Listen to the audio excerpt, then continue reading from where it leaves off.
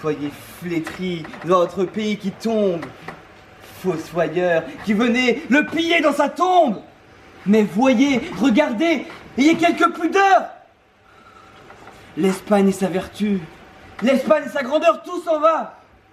Nous avons, depuis Philippe IV, perdu le Portugal, le Brésil, sans combattre. En Alsace, Brézac, Steinfort au Luxembourg, et toute la comté jusqu'au dernier faubourg. Et ce n'est pas assez. Et vous osez me mettre. J'ai honte pour vous. Au-dedans, routiers, raids, vont battant le pays et brûlant la moisson. L'escopette est braquée au coin de tout buisson. Comme c'était peu de la guerre des princes. Guerre entre les couvents, guerre entre les provinces. Tous voulant dévorer leurs voisins éperdus. Morsure d'affamés sur un vaisseau perdu. Notre église en ruine est pleine de couleuvres. L'herbe y croît. Quant aux grands, des aïeux, mais pas d'œuvre. Tout se fait par intrigue et rien par loyauté. L'Espagne est un égout où vient l'impureté de toute nation. Tout seigneur a ses gages, à 100 coups j'arrête, qui parle sans langage, génois, sardes, flamands. Babel est dans Madrid. L'alboisille, dure aux pauvres, aux riches s'attendrit. La nuit, on assassine et chacun crie à l'aide. Hier, on m'a volé, moi, près du pont de Tolède. La moitié de Madrid pille l'autre moitié. Tous les juges vendus, pas un soldat payé. Anciens vainqueurs du monde, espagnols que nous sommes, quelle armée avons-nous?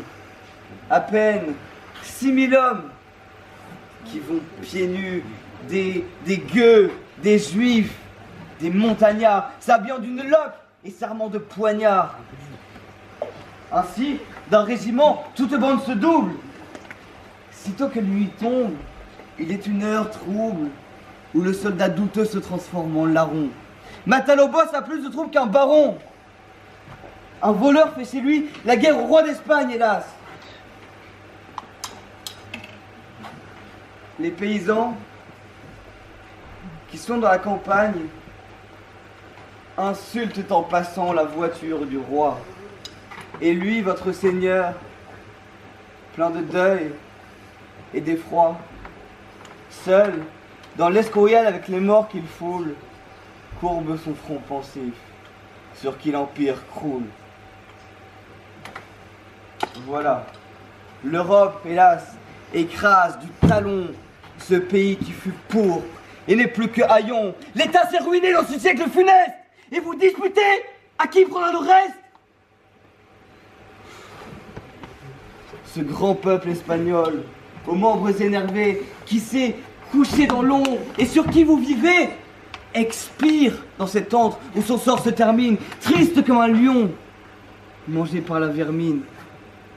Charles Quint, dans ces temps d'opprobre et de terreur, que fais-tu dans ta tombe, ô puissant empereur? Oh, lève-toi, viens voir. Les bons font place aux pires. Ce royaume effrayant, fait d'un abat empire, penche. Il nous faut ton bras, au secours, Charles Quint, car l'Espagne se meurt, car l'Espagne s'éteint.